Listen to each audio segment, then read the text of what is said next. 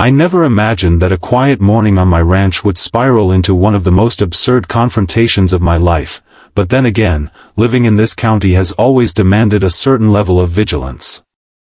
The sun had just started stretching its golden fingers across the rolling hills, casting long shadows over the tall grasses swaying gently in the breeze, when I noticed movement near the edge of my property.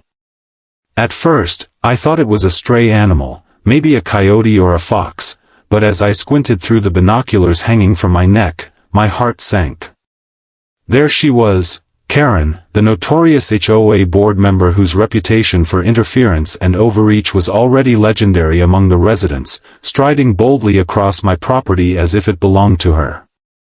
Her heels clicked arrogantly against the gravel road leading up to my barn, and she carried that same self-important look in her eyes that I had seen in the HOA meetings, where she acted like a judge, jury, and executioner all in one.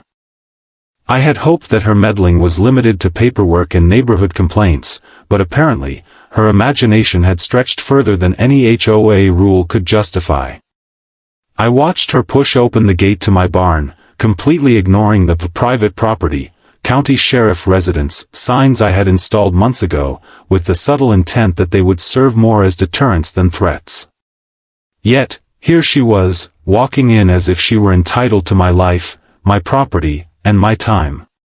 For a moment, I considered waiting quietly, letting her make whatever foolish statement or demand she thought she could impose, but something deep inside me snapped. Years of law enforcement training, of walking into chaotic situations and assessing threats while keeping a calm exterior, told me that hesitation now could lead to consequences I would regret. So, I dropped the binoculars, tucked them into my jacket, and stepped out onto the porch of my ranch house, my boots crunching softly against the morning frost. The air smelled faintly of earth and hay, but it was sharp with tension, charged with the kind of anticipation that precedes confrontation. As I approached, Karen didn't even flinch. She continued her march, and I realized with a sinking feeling that she hadn't the slightest clue who she was dealing with. And that, in a strange way, made the entire ordeal both terrifying and deliciously ironic. I stopped a few paces from the barn, letting the cold morning air wrap around me, my hands resting casually on my belt where my badge and sidearm were normally holstered, though today I carried only the authority of my presence. Karen finally looked up, her eyes narrowing, the familiar scowl of entitlement etched deep into her features. "You can't just," she began, her voice sharp, rehearsed, as if she had planned every line she was about to deliver. But I raised a hand, cutting her off before the words could fully escape, my voice calm but carrying the weight of command that only someone who had spent decades enforcing the law could project. "Karen," I said, letting my tone linger with a subtle edge, "this is private property. You are trespassing." For a moment, I watched confusion flicker across her face, like a shadow passing over a sunlit field. She opened her mouth again, ready to summon HOA rules and bylaws as though they held the same power as a sheriff's authority, but I let her talk herself into silence. There was a rhythm in her frantic gestures and half-formed arguments that reminded me of the many people I had arrested or subdued in tense situations, the kind of irrational confidence that comes from never having faced someone with actual authority. I stepped closer, each footfall deliberate, measured, and my gaze locked onto hers, unwavering. The irony of the situation wasn't lost on me. I had spent years patrolling the county, enforcing laws, resolving disputes, and now here was Karen, the embodiment of neighborhood arrogance, unaware that she had walked right into the lion's den. I could almost hear the gears in her mind grinding, desperately searching for leverage, a loophole, a justification that simply didn't exist. The barn behind her, normally a place of solitude and routine, suddenly became the stage for a showdown she could never have predicted. I let the silence stretch for a beat too long, watching her shift uneasily on her feet, heels scraping the gravel, her hands trembling just slightly as if she sensed that her rehearsed script was failing. And then I reminded her, calmly, almost conversationally, "You need to leave, now. Before this becomes more than just a warning." The words hung in the air like a drawn-out chord in an orchestral composition, beautiful, tense, and unavoidable.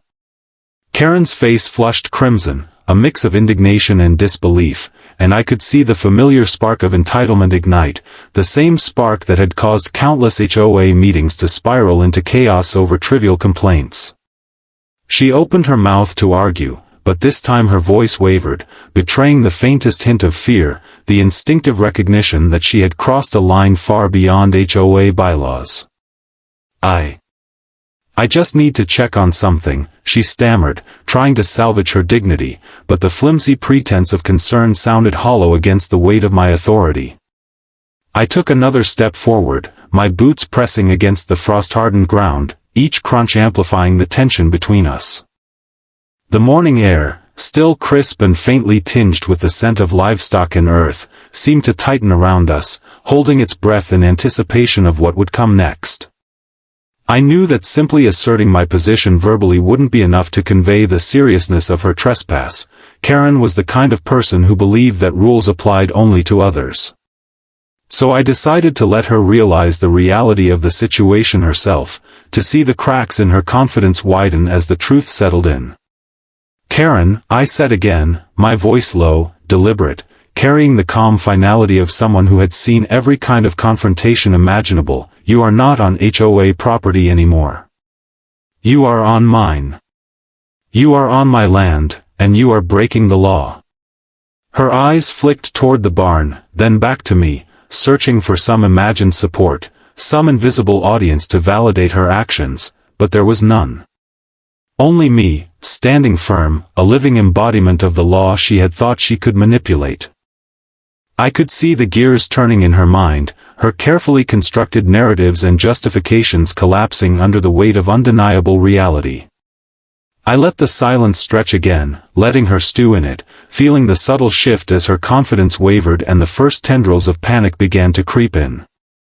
Then, as if sensing that her bravado was crumbling, she took a half-step backward, hesitating, her hands raised slightly in a feeble attempt at self-defense, though she knew, deep down, that she had no ground to stand on. And in that moment, watching her scramble mentally for a solution that didn't exist, I felt a mixture of satisfaction and quiet amusement, tempered by the professionalism that demanded I remain composed, even as the absurdity of the situation threatened to make me grin. By now, Karen's composure had completely unraveled. Her face, once painted with the arrogance of entitlement, was now a chaotic mixture of confusion, fear, and fury, each emotion competing for dominance in her expression. She muttered something about rules and rights, but the words were empty echoes, swallowed by the morning air and the undeniable authority radiating from me. I stepped closer, deliberately closing the small distance between us, but not threateningly. Every movement was measured, precise, designed to assert control without giving her room to escalate the situation further. "Karen," I said firmly, letting my voice carry the weight of every badge I had ever worn, every case I had ever closed, "I am the county sheriff.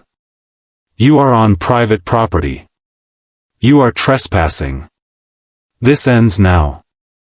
The simplicity of my statement, stripped of embellishment, seemed to strike her like a physical blow. I could see her jaw tighten, her hands clenching into fists, her mind scrambling desperately for a lifeline. But there was none. The realization hit her like a cold wind off the hills. All her schemes, all her HOA theatrics, all the imagined power she wielded in neighborhood meetings amounted to nothing here, on this land, in front of me. And as she finally raised her hands in reluctant surrender, I could not help but notice the subtle irony. The same person who had scolded others for overstepping boundaries was now entirely powerless, caught in the very situation she had thought she could control. I signaled with a nod toward the gate, my eyes unwavering, and she took a hesitant step back, then another, retreating as if each movement carried the weight of her shattered authority. I remained calm, professional, watching her go, but inside, a mixture of satisfaction and relief coursed through me. This wasn't just about asserting ownership of the land, it was about reaffirming respect for law and order, about demonstrating that entitlement and arrogance could not override reality. As she disappeared from sight, muttering under her breath, I took a deep breath, letting the crisp morning air fill my lungs. The ranch, with its wide-open fields and sturdy fences, seemed to breathe with me, a silent ally in this quiet victory. And though the absurdity of the encounter would surely be fodder for local gossip for weeks to come, I felt a quiet satisfaction in knowing that boundaries, both literal and metaphorical, had been firmly re-established.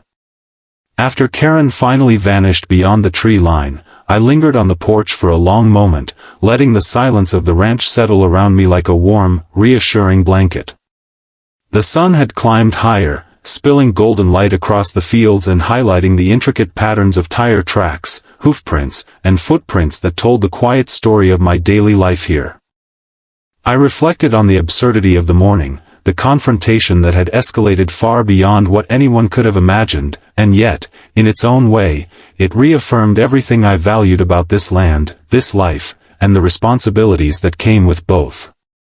Being the county sheriff wasn't just about enforcing the law, it was about protecting the people and places under my care, about ensuring that boundaries, both legal and moral, were respected.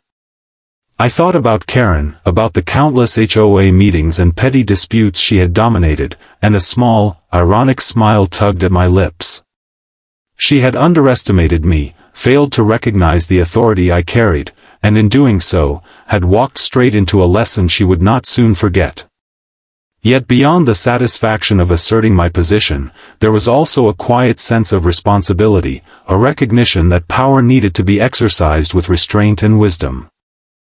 I returned to my barn, checking the fences, the gates, and the animals, restoring order and routine after the disruption, my thoughts lingering on the delicate balance between law and civility, authority and humility. By the time the sun fully rose above the horizon, casting a warm, steady light across the rolling landscape, I felt a deep sense of peace, knowing that the ranch was secure, the trespass addressed, and my role as both caretaker and sheriff fulfilled. Karen's intrusion, while audacious and reckless, had ultimately reinforced the truth I had always known: respect is earned, not demanded, and no amount of entitlement could ever override the law or the quiet strength of someone willing to uphold it without hesitation. And as I looked across my fields, the wind rustling the tall grass and carrying the faint scent of hay and earth, I knew that no matter who challenged me, or how absurd their arrogance, the ranch, and everything it represented, would remain firmly in my hands, protected, respected, and unshakable.